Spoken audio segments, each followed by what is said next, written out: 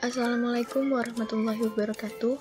Di sini saya akan menjelaskan kasus Enron dan KAP Arthur Andersen.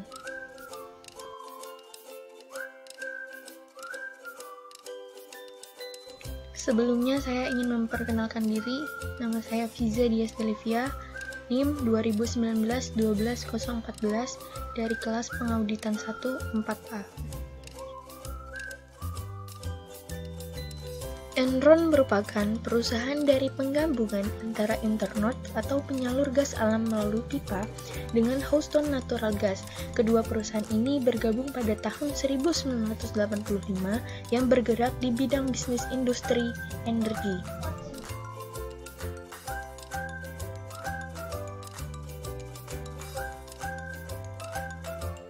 Di sini saya akan menjelaskan lebih lanjut kasus Enron dan KAP Arthur Andersen.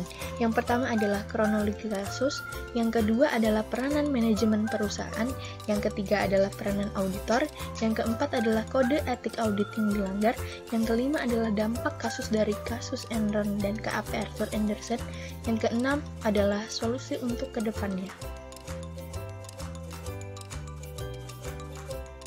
1. Kronologi kasus. Pada tahun 2001, terungkap kasus penyalahgunaan etika profesi akuntansi pada kantor akuntan publik atau KAP Arthur Andersen bahwa terdapat hutang perusahaan Enron yang tidak dilaporkan yang menyebabkan nilai investasi dan laba yang ditahan berkurang dalam jumlah yang sama. Oleh sebab itu, Enron mendaftarkan kebangkrutannya di Amerika Serikat pada tanggal 2 Desember 2001 dan di Eropa pada tanggal 30 November 2001. Sebelum terungkap kebangkrutan Enron, KAP Arthur Andersen mempertahankan Enron sebagai klien perusahaan dengan memanipulasi laporan keuangan serta menghancurkan dokumen atas kebangkrutan Enron. Pada tanggal 12 Oktober 2001, KAP Andersen menerima perintah dari para pengacara Enron untuk memusnahkan seluruh materi audit kecuali berkas-berkas paling dasar yang mengakibatkan Enron menyatakan bahwa periode pelaporan keuangan tersebut perusahaan mendapat laba bersih sebesar $393 juta. Akan tetapi pada periode tersebut perusahaan Enron mengalami kerugian besar sebesar $664 juta yang disebabkan oleh perusahaan-perusahaan kosong yang didirikan oleh Enron.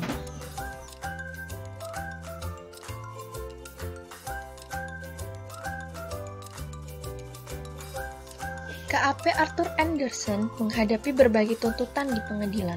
Diperkirakan tak kurang dari $32 miliar harus disediakan untuk membayarkan kepada para pemegang saham Enron yang merasa dirugikan atas kinerja auditnya yang tidak benar.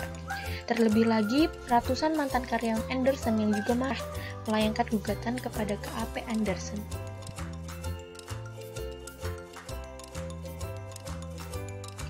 2. Peranan manajemen perusahaan.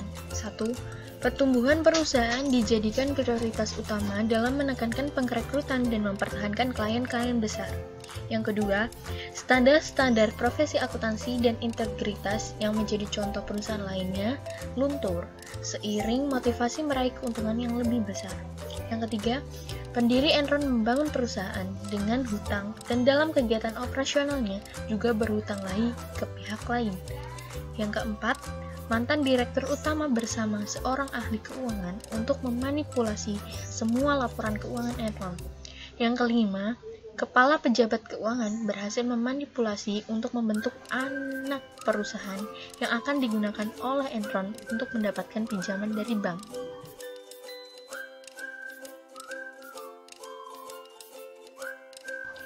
Tiga, peranan auditor.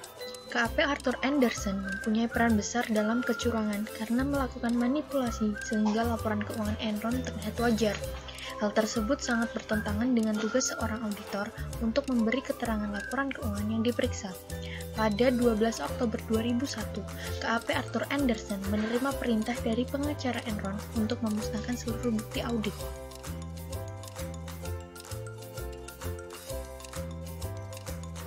4.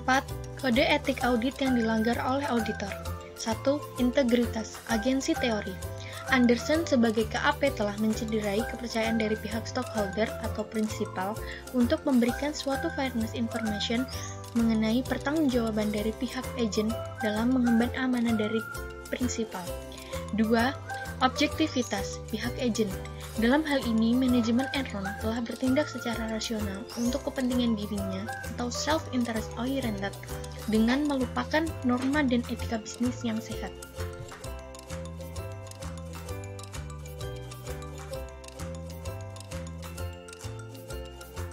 5. Dampak akibat kasus Enron dan KAP Arthur Andersen. 1. Pemerintah Amerika Serikat menerbitkan Sarbanes-Oxley Act atau SOX untuk melindungi para investor dengan cara meningkatkan akurasi dan reliabilitas pengungkapan yang dilakukan perusahaan publik. 2. Perubahan-perubahan yang ditentukan dalam Sarbanes-Oxley Act.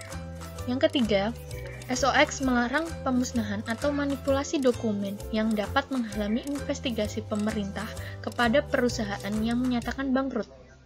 4. International Federation Accountants atau IFAC pada tahun 2001 merevisi kode etik bagi para akuntan yang bekerja agar menjadi whistleblower. Yang kelima, AICPA dan The Big Five KAP di Amerika mendukung inisiatif reform yang melarang KAP untuk menawarkan jasa internal audit dan jasa konsultasi lainnya kepada perusahaan yang menjadi klien audit KAP yang bersangkutan. 6. Securities Exchange Commission atau SEC dan New York Stock Exchange atau NYSE menyerukan bahwa auditor internal harus lebih mempertajam peran dalam pemeriksaan ketaatan, mengelola risiko, dan mengembangkan operasi bisnis.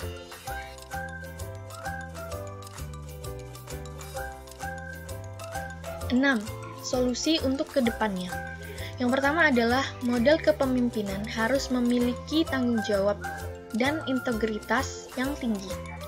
Dari skandal yang menimpa Enron dan membuatnya mengalami kebangkrutan disebabkan oleh ulah buruk para pemimpinnya yang serakah dan tidak memiliki tanggung jawab terhadap perusahaan. Mereka hanya mementingkan kepentingannya sendiri. Model kepemimpinan yang harus dimiliki oleh seorang pemimpin adalah memiliki tanggung jawab yang tinggi terhadap perusahaannya, memiliki integritas yang tinggi, dan berlaku adil terhadap semua karyawannya. Solusi yang kedua adalah melakukan evaluasi kontrol perusahaan secara rutin. Tujuan utama yang dilakukan para top manajer Enron adalah mencari keuntungan sebanyak-banyaknya tanpa memperdulikan permasalahan yang ada, sehingga pada suatu ketika permasalahan tersebut menumpuk dan menjadi suatu yang sulit dihindari. Dalam menjalankan suatu bisnis, kita perlu melakukan evaluasi kontrol atas kegiatan perusahaan secara rutin dan berkala, dengan melakukan peninjauan secara ulang dan mengevaluasi masalah-masalah yang terjadi sehingga dapat dirumuskan solusinya.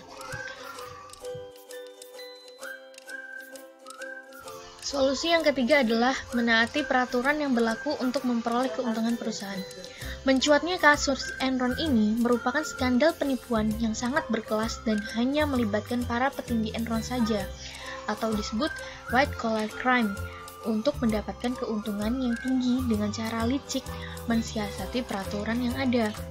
Penting bagi perusahaan untuk melakukan kegiatan dalam memperoleh laba dengan menaati segala peraturan yang ada untuk terhindar dari segala permasalahan.